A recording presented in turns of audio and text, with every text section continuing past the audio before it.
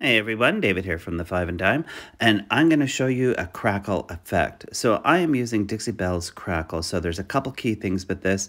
Number one, make sure that you stir your crackle really well before trying to apply it. Your base color, which in this case I'm using black sand, silk mineral paint, is what is going to show through the cracks.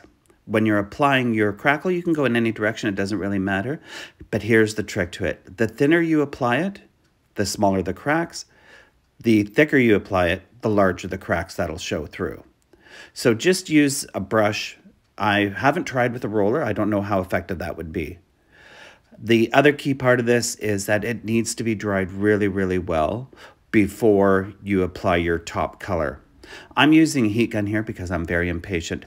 I will say that I believe that you get a better result when you let it dry naturally. The heat gun will work well, but I think there's two issues that can run into it. If you heat the crackle too much, it causes little bubbles in it. So you don't want that. And number two is that you mistakenly think that areas are dry when they're not. So my suggestion would be is that apply your crackle, let it dry overnight, and then you're ensured you got a good base. So a tip for applying your paint. So I'm using the color Cotton by Dixie Belle Paint Company, and because I want that deep contrast between the charcoal gray of the black sands and the white. Apply your paint in one direction only. You can use a stippling motion, or you can just brush it on, but apply in one direction only. If you work back and forth, you will end up with it not working out properly.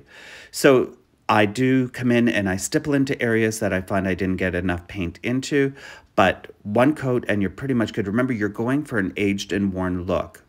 So just come in, again, one direction.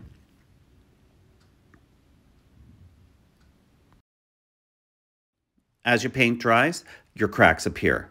So you can speed up that process by using a heat gun. That's completely up to you. I don't find it has any impact one way or another, but I love this effect. So I'm only doing it in areas on this. So I'm using it on the tabletop and on the two front and back sides of the table. I suggest letting it dry overnight and then apply a top coat to protect your work. All right, ciao.